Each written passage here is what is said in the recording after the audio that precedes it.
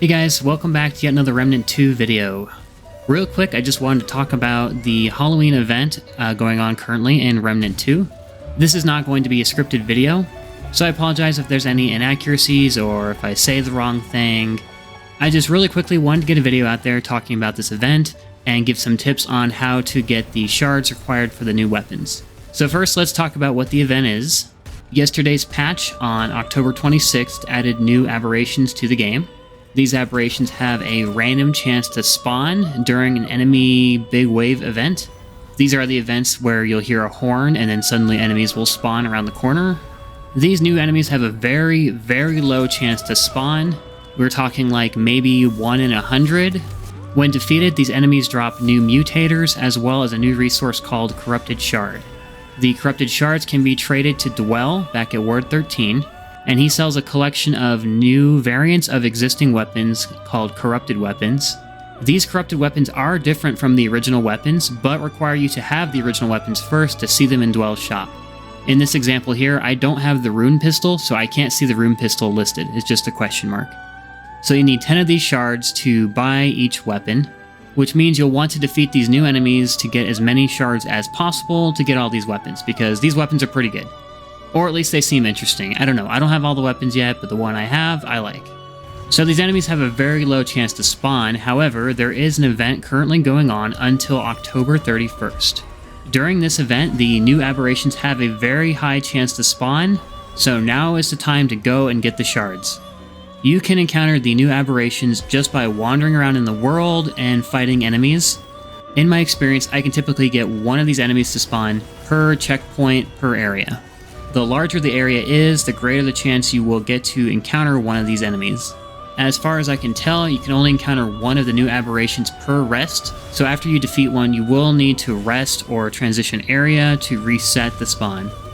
Now, I did this on Apocalypse difficulty because I'm a masochist, but you should be able to do this on any difficulty. Apocalypse difficulty does increase the chance that you'll encounter strong enemies, and therefore it should also increase the chance that you encounter these aberrations, since they are essentially replacing the strong enemy spawn during a big enemy wave. However, these new aberrations can be very difficult, so yeah, it may be worth doing it on a lower difficulty just to guarantee you'll actually win every fight. Okay, with all that being said, let's talk about how I was able to get 10 shards really quickly. So as I said, the new aberrations tend to replace existing strong enemies.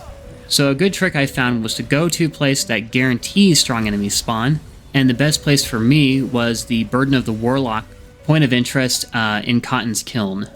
So the Burden of the Warlock point of interest can spawn in either Cotton's Kiln or Butcher's Quarry. For me, it spawned in Cotton's Kiln and was relatively close to the 𝐑𝗲𝐻 fight checkpoint. So what I would do is I'd spawn in and run backwards until I reached the point of interest. I would start working my way through, and 9 times out of 10, one of the new aberrations would spawn at some point, either within or right afterwards. Now, of course, you can do this in other locations, I would assume, but for me, this was the easiest just because it was a consistent layout with some fairly easy enemies to deal with and a short jog from a checkpoint. After I defeated the aberration, I would take my liquid escape, respawn at the checkpoint, and do the loop all over again. Now, I'm not a big fan of farming, so I got my 10 shards and got the hell out of there, but I'll probably be heading back over the course of the next few days so I can get all the weapons. Once I got 10 shards, I went to 𝐑𝗲𝐻 and I ended up going with the Corrupted Merciless. And as you can see here, the primary fire is completely different, and the mod power actually gives it, I guess, instant reloads for a short period of time.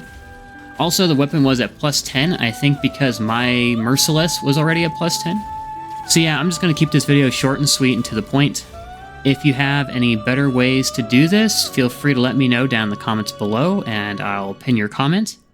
Also, let me know your thoughts on the new weapons. If you found one you think is really good, yeah, I'm just excited we got some new Remnant content, and hopefully there's more to come.